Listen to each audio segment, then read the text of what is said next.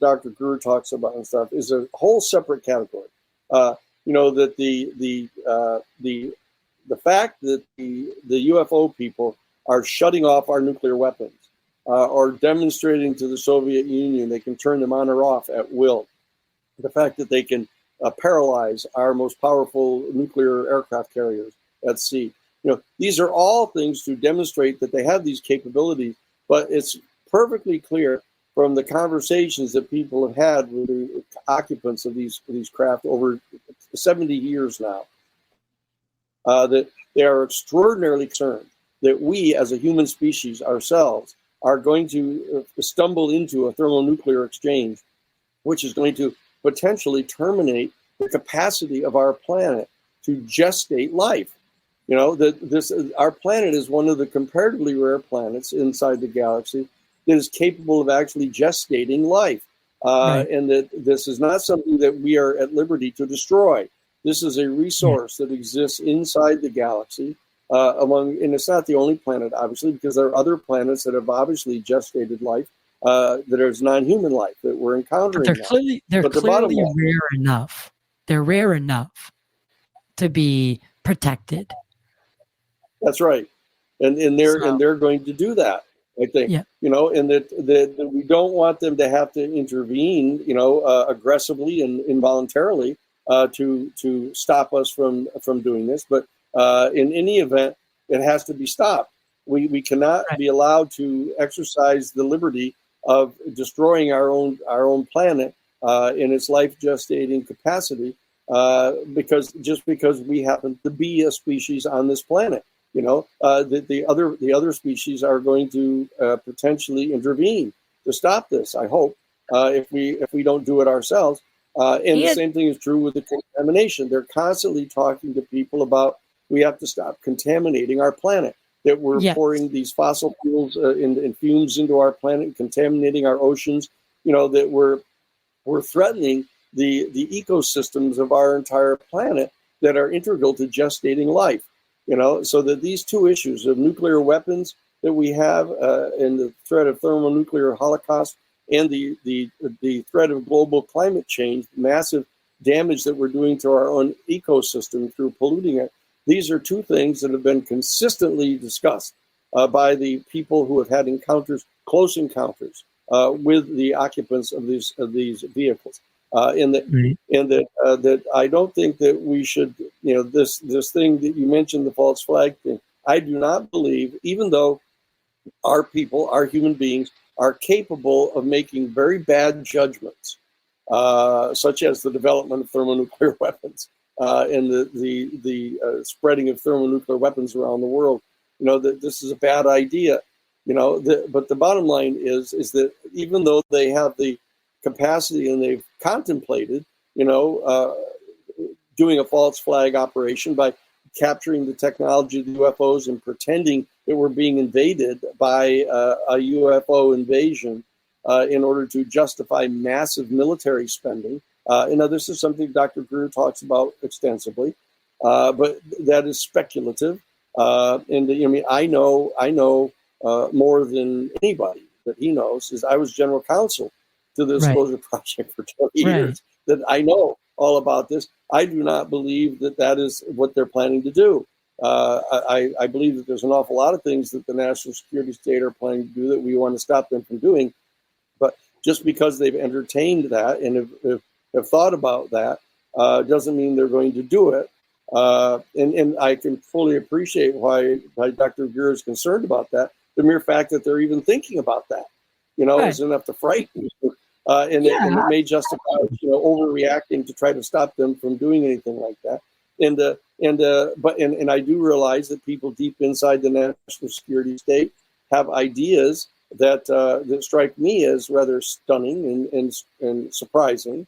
That for example, their belief that they're entitled to, establish full military spectrum dominance over the entire planet. I think that's a really terrible idea. And it's one that is intrinsically unstable. That you can't insist upon having that authority yourself and not expect other nation states like Russia or China or even India or others to think that they're entitled to the same kind of motivation, that we've got to stop that. They step back. And I believe that this issue, differently than President Reagan referred to it when he was at the United Nations, when he said that, he often reflects upon the fact that, that we might all come together if we faced a common threat from an extraterrestrial civilization.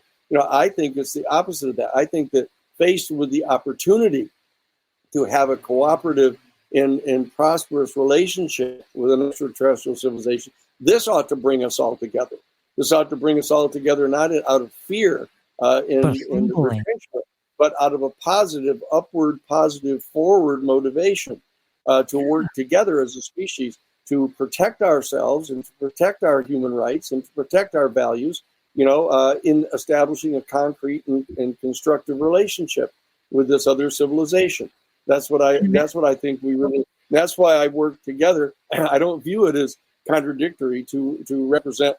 To have represented the Disclosure Project with Dr. Greer, the other, and at the same time represent Lou Elizondo, because I believe that they have at least a degree of common interest in getting more and more information put forward, in that they may want to put their respective spins on whether it's a threat or whether it's a benign thing. That's fine. That's what public discourse is all about. But we at the New Paradigm Institute are in dialogue with everybody. Everybody who holds whatever view they have about this, to bring us all together, to sit in council, and to develop a new paradigm that respects everybody's worldviews and takes them into account while we prepare for this extraordinary step into the future. Because I sincerely believe that all time will be marked from this point forward with a pre-disclosure and post-disclosure. That's going to be like BC and AD. I was literally just gonna say that AD. Not Richard Dolan and Bryce Sable did write that book AD After Disclosure. I think that would be something that a younger generation would be open to and very much receptive to. It's already been changed a couple times, so. Final thoughts. Is there anything else that you'd like to share with our listeners about your work, cases that you're involved in, or the broader implications of the UFO and paranormal research, as well as where people can find you? Yeah, the people just need to get a hold of us at newparadigminstitute.org. There it is, newparadigminstitute.org. Okay. And our new website's getting built out more and more fulsome, and it'll be available very soon. But it's pretty well developed right now. You can sign up to be volunteers to work with us. This is a place where you can actually do something concrete, based upon your background and skill sets that you have. That we can coordinate all of that together. You can find out all about this. You can take courses if you want and get college credit for courses on the extraterrestrial studies. This is an extraordinary opportunity for us all to work together.